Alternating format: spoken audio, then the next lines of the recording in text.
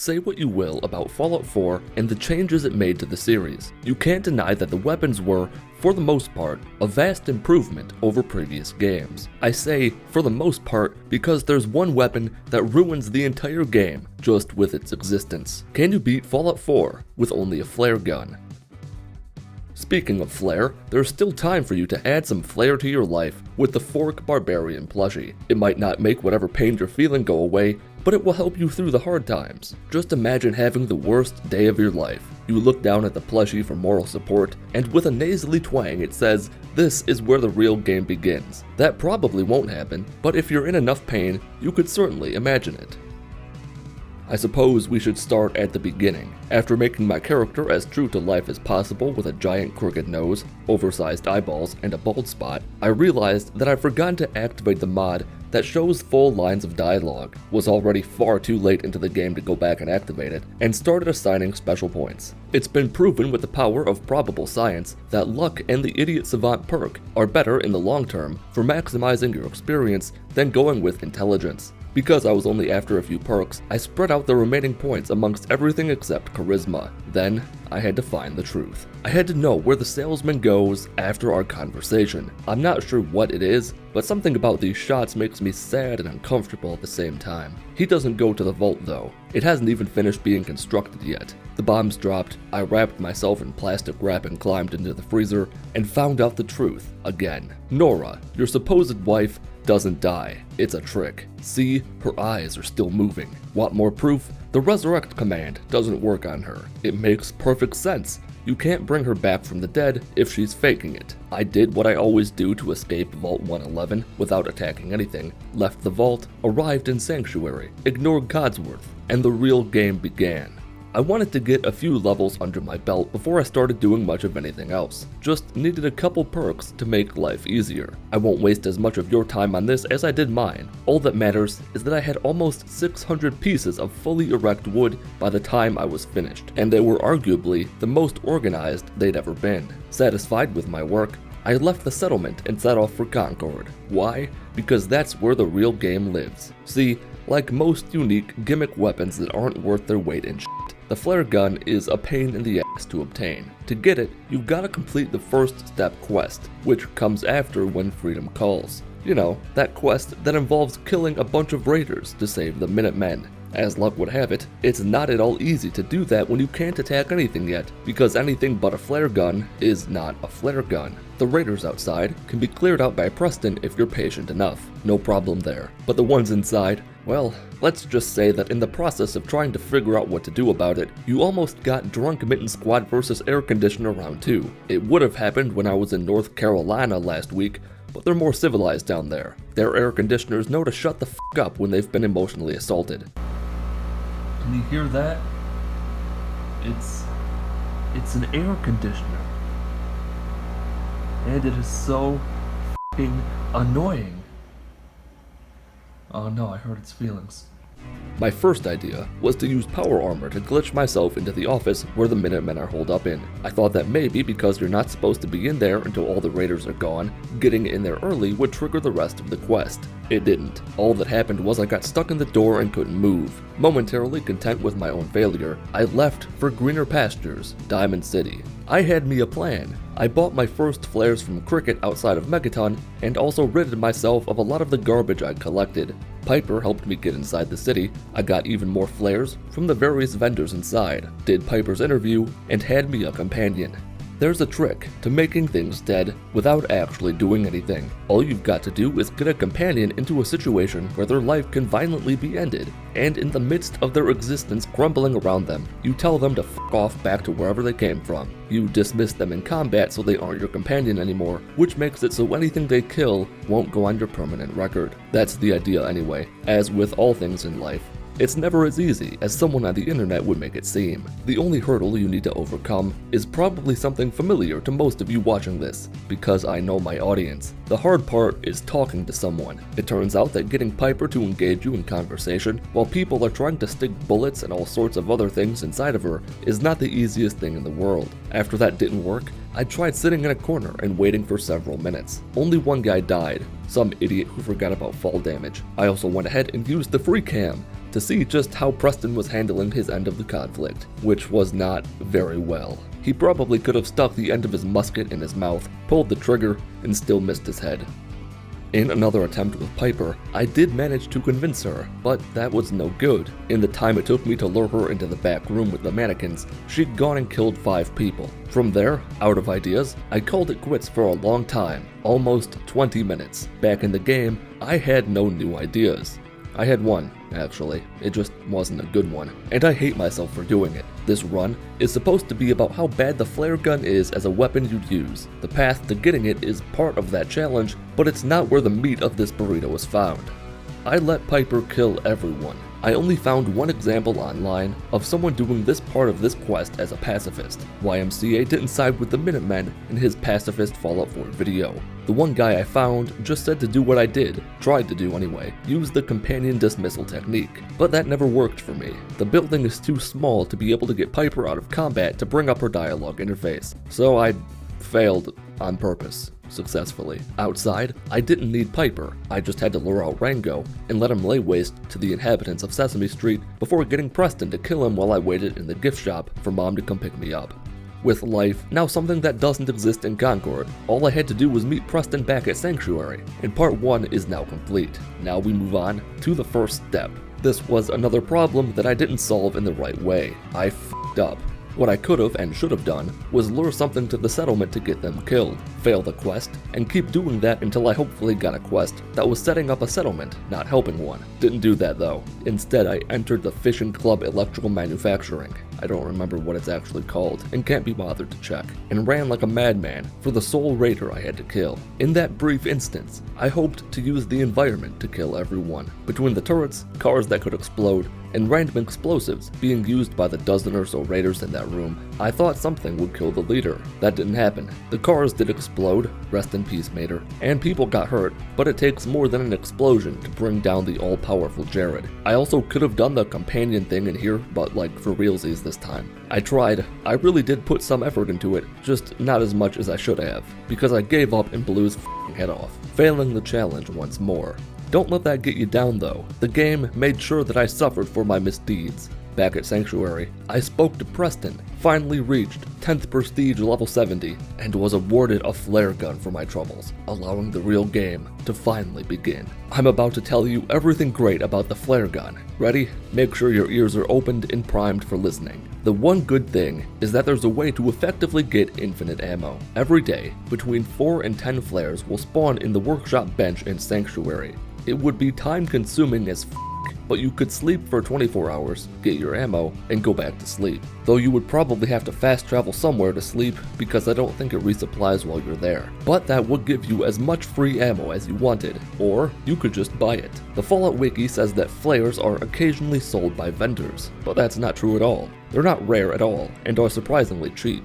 With the lowest possible charisma and no barter perks, there are only 3 caps per flare, and because I'd been hoarding like a motherfucker, I had plenty to sell to get myself up to around 1800 caps. Most of those came from the 1200 5mm rounds I got from the minigun atop the Preston mating ground. So here's what you do. Buy your ammo at Diamond City. Between Arturo and the robot lady, you'll get around 20 flares. Wait for a few hours for the Mr. Handy to come out and play. Buy from him, wait more, go back to Sanctuary, where more flares have spawned. Collect them, then go back to Diamond City and do it again. It's not as fun as the merchant exploit in Skyrim because it's not an exploit at all, but if you're only buying flares, it will only take you about an hour to get up to 850 flares. And with all the ammo in the world, the real game can begin. Now the flare gun is just the worst. Last week I said that the Chinese pistol was impressively bad, but this is much more horrible. Here's why. For one thing, unlike almost every firearm in the game, the flare gun's projectile has an extreme arc to its trajectory, and it's slow as shit. Hitting a moving target is generally not a thing that's going to happen. Then there's the reload time. It's a lengthy one. There's also this fun thing that happens where sometimes you won't automatically reload, or sometimes if you're swapping between first and third person, the game just won't let you reload at all for a few seconds. Oh, and the damage? For reference, a basic pipe pistol with no upgrades will do about 13 damage. The flare gun does 10. But you know what? It gets worse. See, we're going downhill and have already lost all control of the vehicle. You think it's over, but we haven't even hit the f***ing ramp yet, and we're not landing on the ground. We're landing in a pool of lava. The flare gun, being its own unique layer of hell, does not benefit from any perks in the game. You can't take the Gunslinger perk to boost its damage by 20% per level. You can't get sneak attack bonuses because in case you missed it, this thing fires flaming balls that shower the county in red light. Stealth isn't something that exists for us anymore. And lastly, the flare gun cannot be modified at all. Full stop. What it is what it is. The only perk that does apply is the Gun Basher perk, but guess who's 4 points short of being able to take that perk? I am, and I wouldn't have taken it anyway. This had to be hell after cheating like I did. I refused to gun bash unless it was absolutely necessary. The premise of this run is that I have no arms and I must dab. By now, I've since arrived in Park Street Station to rescue Nick Valentine and was met with a severe lack of friendliness in the lobby. The other thing you might notice is that the top of the flare gun is blank. There are no sights to look down. That would be too easy. Oh, and a lot of the time, you'll see me miss my shot only to have the flare go off and give you a hit marker. That hit marker isn't real. It's a placebo. It's not actually doing damage. As for the Triggermen themselves, they can take anywhere from 4 to occasionally 10 or 11 flares to kill. That doesn't sound so bad, but remember that it takes about 5 seconds to fire and reload the flare gun. Now recall what's waiting for me down in the rest of the vault. At one point, I got tired of murder. The psychological damage it was causing me wasn't hurting enough. I had to destroy that which I loved. My beloved fences. I recycled them and created a new world of fences with their dismantled corpses. Retired to the Museum of Freedom for my power armor that got mostly destroyed in the process of trying to get it back from the raiders that respawned. Headed to the police station to get some collectibles off the ghouls Dance put to sleep, and took what I'd stolen to sell to buy more stim packs. Then I met up with Dance at ArcJet to let him do his thing inside, so I could pick up all the synth weaponry that dropped to sell again for more caps. Then I returned to Park Street Station. It, no joke, took me about 8 minutes to clear out this one little area of Triggermen. I didn't fail. I didn't have to reload any saves. That's just how bad the flare gun is. If you're gonna try this, which you aren't because nobody hates themselves more than I hate me, you'd be advised to make this build based around VATS. The flare gun is a bitch to aim in combat, so letting the computer do it would alleviate a lot of the stress that comes from using this awful piece of weapon. The remainder of the vault was more of the same, that being awful. I found that third-person mode is great in close range. If you're close enough, the dot that forms from your crosshair will be exactly where the flare goes, so you won't have to worry about the projectile dropping. Dino was one of the toughest foes I've faced so far.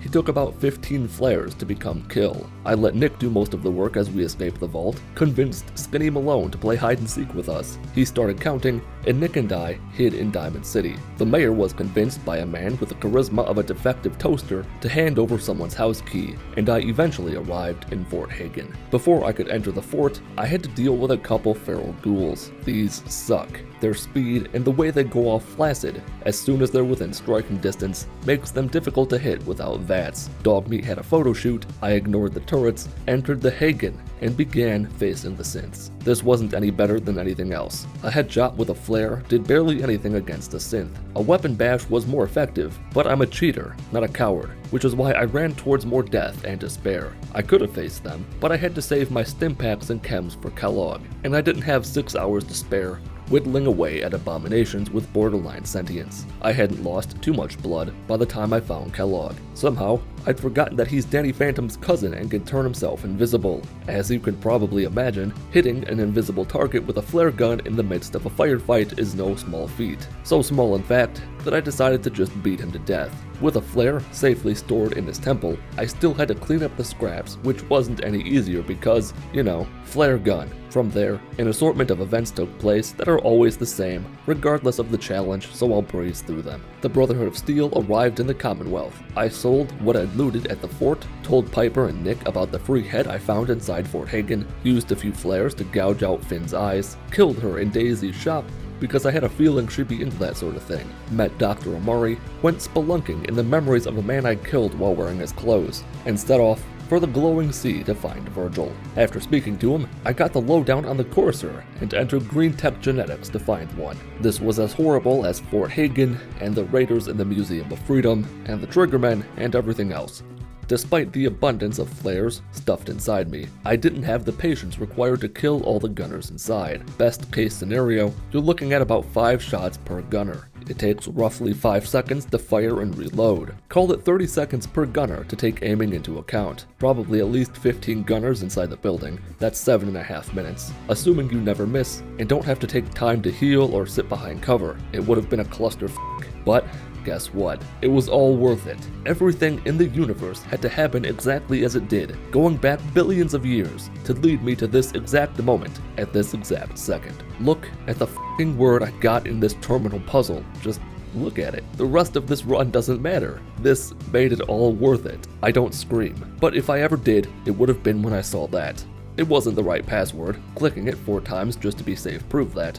But it was still wonderful. The Courser wasn't. See how little his health went away when I blasted him in the dome with portable fire? It was a solid 8-minute fight that almost ended twice before he recharged his battery as I momentarily ran away. After Dr. Amari was worthless again, I followed the road to freedom to the Old North Church, lit up the railroad, which made it much more ominous, convinced them to help me, got the chip analyzed, might have accidentally turned Desdemona into Desmond and with his head, but then I left, got the plans from Virgil, and went with the Brotherhood of Steel because why not? The Minutemen are a time sink, and I don't like the railroad today. Rode up to the Prydwen, saw what a real man looks like, got told to clear out Fort Strong. That means killing a super mutant behemoth with a flare gun, which is why I'm siding with the Minutemen now.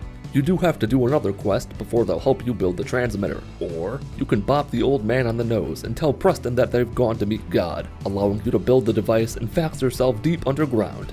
Because I couldn't fill the kid's room with smoke, I did some work for the Institute, mostly just poking around the facility to meet some new faces. Then I did one more mission for the Minutemen, before trusting my gut and siding with the Institute. Going with the Minutemen could have been useful because the flare gun is more than just a glorified dart gun, but you need to play the long game to make it worthwhile. If you had a bunch of settlements all over the map, calling in reinforcements to attack for you would be an interesting way to play the game, but it's not for me. If I'm calling in reinforcements, it's in the form of corpses of defeated foes, not Minutemen. Libertalia gave me a bit of trouble. The raider with the fat man is beyond my comprehension. With the recall code, I shut down the rogue synth. He got teleported back underground for several weeks of unimaginable pain, and prepared myself for the Battle of Bunker Hill to retrieve my power armor and check on Elder Maxon's beautiful body. That sentence was weird. Why did I write that?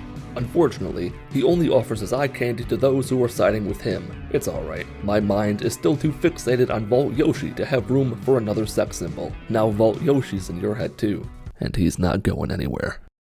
The Battle of Bunker Hill was what it always is, kinda boring. It sort of feels like a large-scale conflict, but the issue is that because so many things are attacking each other, it's easy to just sit back and do nothing. And, surprisingly, the railroad heavies I had to dismantle weren't as tough as I thought. Accuracy is always an issue though. My next job was a photo shoot atop CIT ruins. I didn't get the exact shot I wanted, but this one's not bad. This one's alright too. You wanna see something weird? Makes you uncomfortable, doesn't it? He has no eyes, but he still sees you. At my surprise, impromptu, unofficially birthday party, Dad gave me the greatest present a son could ask for, knowledge that his father is slowly dying. Then came the part I'd been dreading for the last hour, mass fusion. Getting in there wasn't the bad part. Avoiding the Brotherhood recruits as I got down to the basement wasn't the bad part. Retrieving the reactor wasn't the bad part. The bad part is killing a sentry bot and 2 assaultrons with a f***ing flare gun. For once in my life, I had a plan, and a damn good one at that. An Institute scientist joins you on your journey, so if you've got power armor, you can block the doorway to the cleansing room with your armor and wait for the good doctor to do all the killing for you. In theory, that would work. If Allie Fillmore is nowhere to be found, that doesn't work. Luckily for me, I had a failsafe idea that might work. I attempted to use this glitch earlier, the one where you use power armor to glitch yourself through a wall. There's a lockdown after you snag the reactor, and blast doors block the elevator. But if you use your power armor, you can phase through the blast doors and into the elevator that you can then ride up towards freedom, thereby avoiding the most intense combat section of this entire playthrough. For what it's worth, I did attempt to do some damage to the sentry bot, but the amount I did almost made me cry. The next quest was Pinned, an easy one if you manage to get ghouls and weasels and the Brotherhood of Steel and robots and gunners to all fight each other outside the house you're sent to. On the off chance you are as curious as I was, glitching yourself into the Shy Guy's hidden bedroom him and taking off his head not only fails the quest, but makes you enemies with the Institute. Then there's the railroad. They must be destroyed. Unfortunate, because I'm going in alone. At first, it tricks you into thinking it's gonna be quick and easy, but my sister, this quest is not. As soon as you off Desmond, everyone loses their minds, and most of them do have to die. What is that on my screen? It was my mouse cursor. God, I'm stupid. And most of them do have to die. Stimpaks help, power armor helps, hundreds of flares help. Gun bashing helps a little too, seeing as it was my main method of attack, because the flare gun is still the flare gun and is as worthless as ever. It was around this time I started wishing that the flare gun worked like flare guns in other games, that if you hit a target with it they'd be engulfed in flames. Would have made this more fun. With every last one of them with names wiped out, the end of the line arrived. It was time to destroy the Brotherhood of Steel. The small piece of good news is that the flare gun can kill generators in one blast, and as you kill them, more and more synths can spawn in from heaven to take all the fallen angels back to hell. To protect the virus, I parked my power armor on one set of stairs and stood like a rock on the other. I still can't believe that I managed to kill 2 Brotherhood Knights, mostly with the flare part of the flare gun. It wasn't easy, but it certainly did happen. A few stragglers made their way to the top in an attempt to stop me. Elder Maxon never showed his face or incredible body on the field of battle. Probably would have distracted all the troops. The blimp went down like the Hindenburg. I told Father to go already, and I did not beat Fallout 4 with only a flare gun.